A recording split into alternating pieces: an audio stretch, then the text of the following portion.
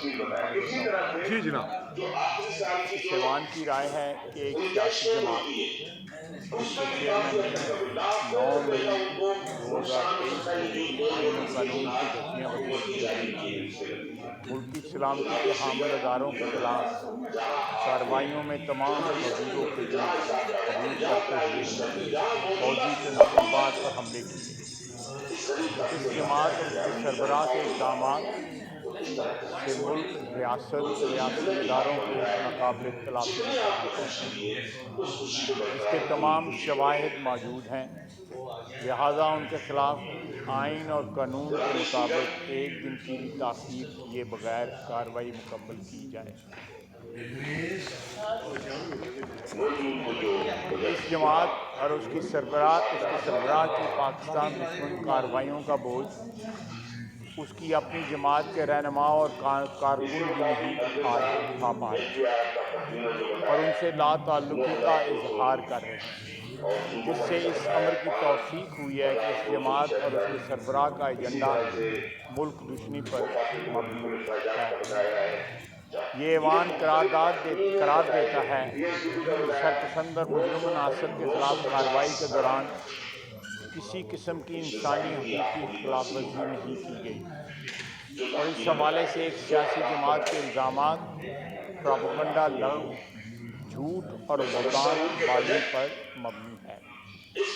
اور اس میں کوئی صداقت نہیں ہے۔ چونکہ پوری دنیا میں فوجی تنصیبات پر حملہ کرنے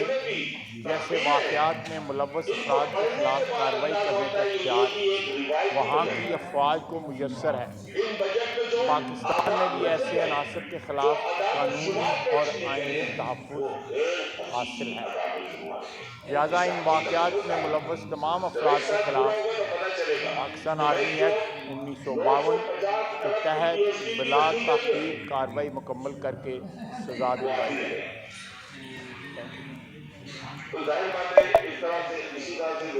میں یہ ریزولوشن دے لوں۔ جی مولانا عبدالاکبر چترالی صاحب۔ جناب اسپیکر، یہ حقیقت ہے کہ قانون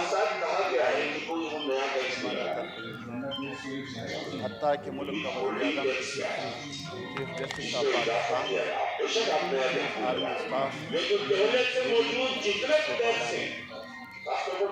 قانون کے مطابق، آئین کے مطابق ان کو سزا ملنی چاہیے، اور جو بھی جرم سرزد ہوا ہے، جس نے سے بھی کیا ہے،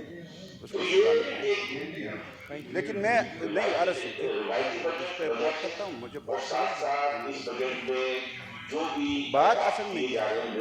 آپ کے اگر کوئی دہشت گردی میں ملوث ہے تو آپ انسداد دہشت گردی، اگر فوجداری کیس ہے تو اس کے لیے بھی عدالت ہے۔ کیا حکومت یا ہمارا عدلیہ، یا یہ کہیں کہ حکومت بھی عدلیہ بھی مکمل طور پر ناکام ہو چکے ہیں، ہم فوجی عدالتوں میں کیس بھیج رہے ہیں، پھر ٹھیک ہے، آپ بھیج دیں، بالکل ملک میں کوئی عدالت نہیں ہے، کوئی انصاف نہیں ہے، کوئی ججز نہیں ہے، کہیں بھی انسداد دہشت گردی کی عدالتیں فعال نہیں ہیں، اور حکومت بھی اپاہج ہے اور ان میں بھی طاقت نہیں ہے، پھر وہاں بھیجیں۔ میں فوجی عدالتوں کے سلسلے میں اس قرارداد کی مخالفت کرتا ہوں، ریکارڈ میں آنا چاہیے، جماعت اسلامی اس کی مخالف ہے، اور میں جماعت اسلامی کے نمائندے کی حیثیت سے یہ ریکارڈ میں لانا چاہتا ہوں کہ جتنے بھی لوگ جرم میں ملوث پائے گئے ہیں ان کو سول عدالتوں میں اور انسداد دہشت گردی کی عدالتوں میں ان پر مقدمہ چلایا جائے۔ اگر جناب اسپیکر، اگر